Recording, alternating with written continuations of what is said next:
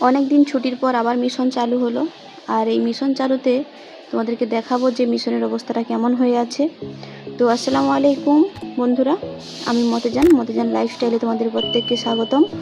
তো তোমরা আশা করি সবাই খুব ভালো আছো। তো আমিও ভালো আছি। অনেক দিন ছুটি ছিল মিশন, ঈদ উপলক্ষে।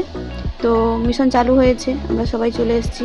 সবাই বলতে আমি এসেছি, আমার সঙ্গে একটা মেয়ে এসছে।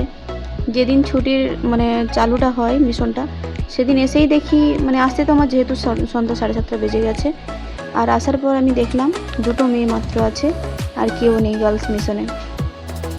বয়েজ হোস্টেলের দশা এরকম 3-4 জন 5 জন মতো ছিল, আর আমাদের ছিল মাত্র 2 জন। আর আমি এসছি, আর আমার সঙ্গে আর একজন এসছি। রাতের সময় মতো খাওয়া দাওয়া করে আমরা 4 জন ঘুমিয়ে যাই। পরের দিন সকালে উঠে দেখি মাসি চারিদিক ঝাড় দিয়ে পরিষ্কার করে দিয়েছে।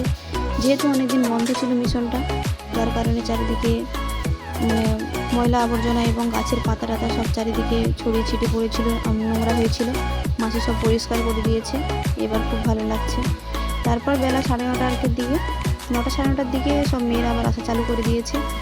এবার সব মেয়েরা আস্তে আস্তে যখন সন্ধ্যা বেঁচে যায়, আর এই প্রেয়ার লাইনে যখন আমাদের তো একটা প্রেয়ার হয় 70 জন, আজকে রাত্রে আমরা 70 জন কাটাবো। আজকের আর আরও এখন অনেক মেয়েরা আছে, ওরা পরপর সব চলে আসবে। তো ওদের আসতে 1-2 দিন এরকম লেগে যাবে।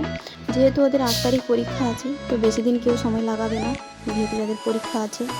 তো বন্ধুরা, আমার ভিডিও যদি তোমাদের খুব ভালো লেগে থাকে তাহলে আমাকে কমেন্ট করে জানাবে। আর তোমরা নেক্সট ভিডিওতে কী দেখতে চাও সেটুকু আমাকে জানাবে। তো দেখা হচ্ছে পরের কোনো ভিডিওতে। ততক্ষণ তোমরা সুস্থ থাকো, ভালো থাকো। আসসালামু আলাইকুম।